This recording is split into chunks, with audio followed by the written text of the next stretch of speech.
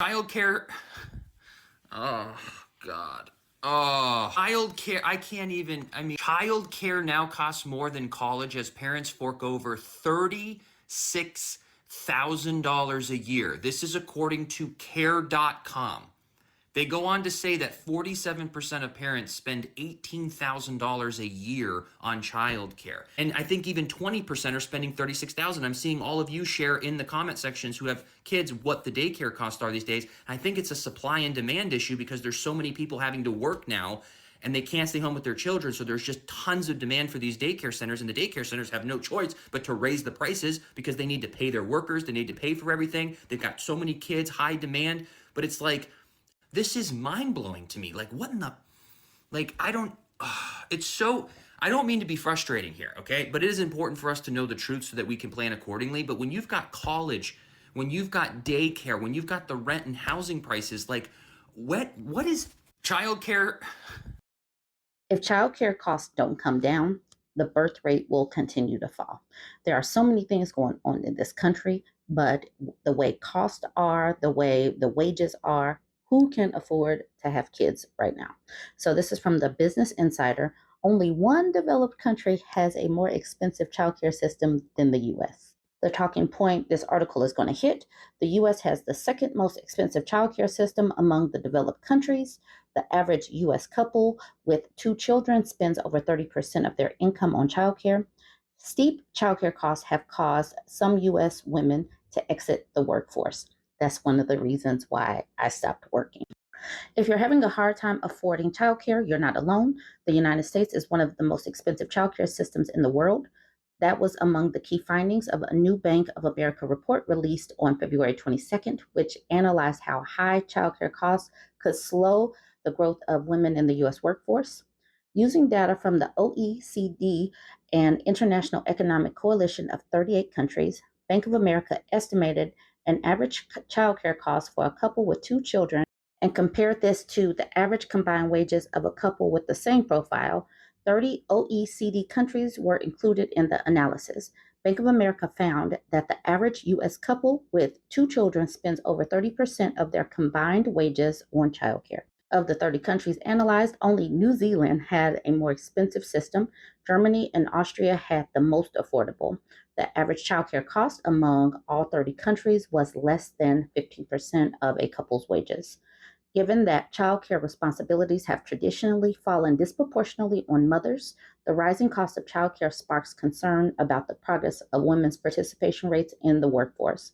The report authors wrote, adding, as the expense has increased over the last several decades, the percentage of women in the workforce has stalled. Women in the U.S. are working at near record levels.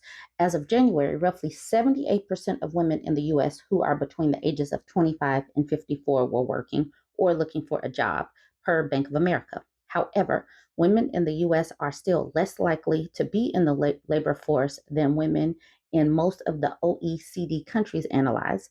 Differences in childcare costs are among the reasons. The Bank of America report did not discuss why U.S. childcare is more expensive than other countries, and the company declined to speak about that topic with Business Insider.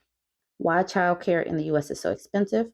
After accounting for expenses like rent, food, apparel, transportation, childcare, and health insurance premiums, Business Insider estimated in January that it would cost about $25,000 to care for a small child in 2024.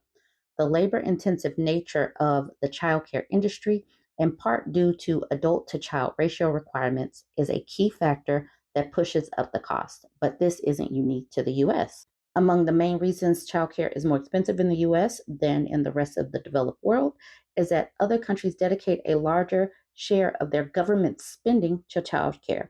The U.S. spends only roughly 0.4% of its GDP on early education and childcare, compared to 0.8% for the average OECD country. No country spends more than Iceland at about 1.7% of the country's GDP. A New York Times analysis of the OECD data published in 2021 found that the U.S. spends roughly $500 per child on early childhood care, compared to over $14,000 for an average OECD country. It's going to take an investment from our federal government to come forward and to think about the return on investment if you invest in early childhood and childcare. That was Cindy Linhoff, director of the National Child Care Association. Ultimately, it's up to Congress and the state governments to balance child care spending with other budget priorities. Additional child care funding could have provided through better build back better legislation in 2021, but it was ultimately cut from the final package.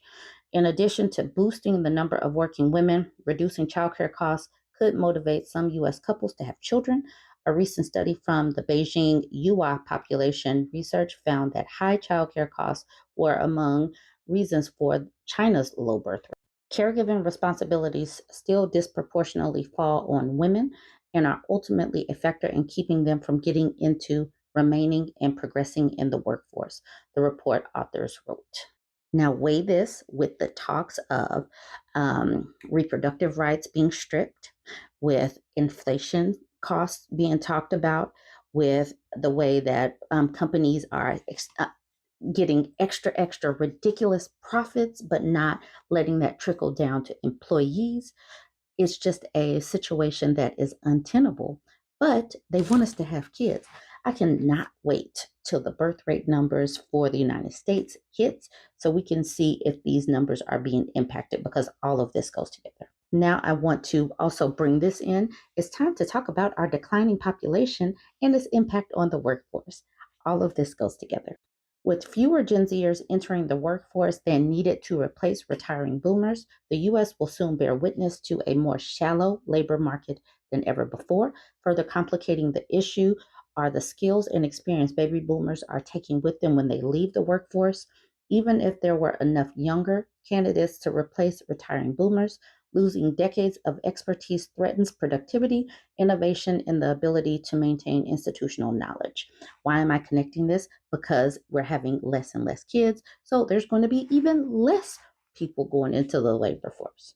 While many leaders are hoping that time and changing market conditions will bring relief to hiring woes, the outlook is less than ideal despite ongoing inflation and economic uncertainty, two factors that historically turn labor markets in employers' favor. 77% of businesses struggled to fill open positions last year. The general sentiment is that it's only a matter of time before the market turns, but in reality, the fact that it hasn't already suggests our challenges lie deeper than expected.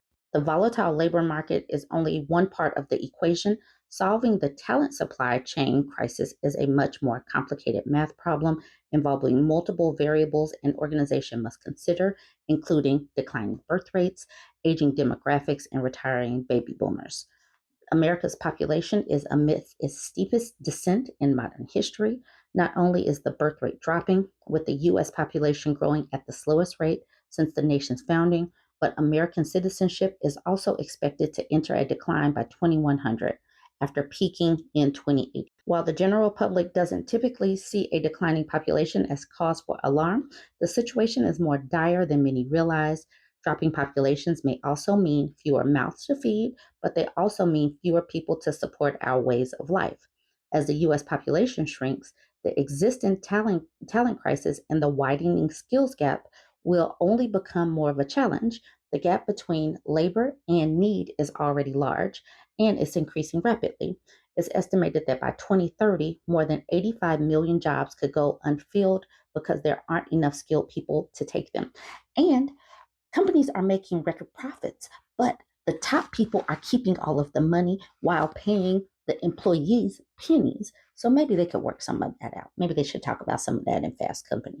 Now is the time for leaders to start talking about our population math problem and how we can address it.